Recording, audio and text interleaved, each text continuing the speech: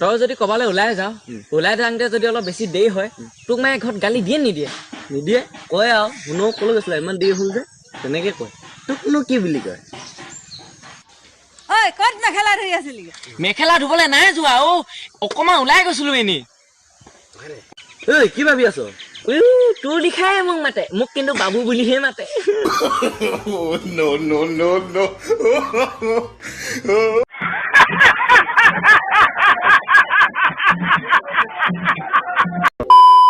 ভাই মই কিতাপ এখন লিখিলো নহয় কি লিখিলো মোকো শুনাচোন প্ৰথম পেজটো লিখিছো এজন ৰজাই ঘোঁৰাত উঠি ৰাজমহললৈ গৈ আছে আৰু একেবাৰে শেষৰ পৃষ্ঠাটো লিখিছো ৰজাজনে ৰাজমহল পালেগৈ মাজৰ ডোখৰ কি বুলি লিখিম এখন ধৰক তেতিয়া বুজাই দিম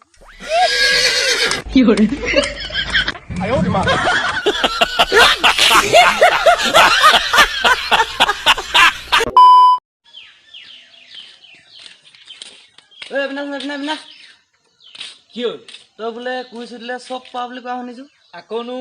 নহ'লে তোক মই এটা সুধোঁ দেই সুধ 1 কেজি আলুৰ দাম যদি 30 টকা হয় তেন্তে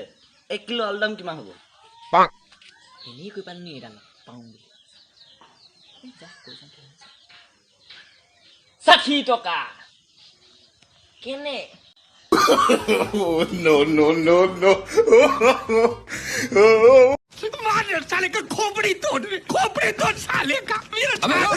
তো ইংলিছত কি বুলি কব এই তাকে মাতোন ঐ বিনা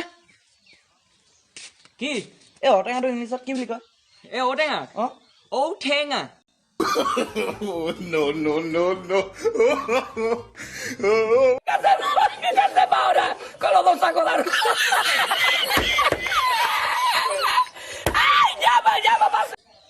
আলদে বালদে কিবা দে কালি শেষ হ'লতো এতিয়াহে নিজকে মতা মতা ফিল আছে নহ'লেতো বিধুপাই লাগি আছিলে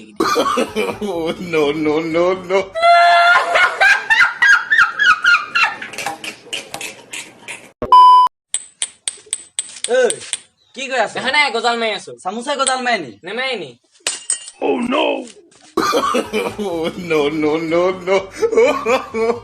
भाई मारो मुझे मारो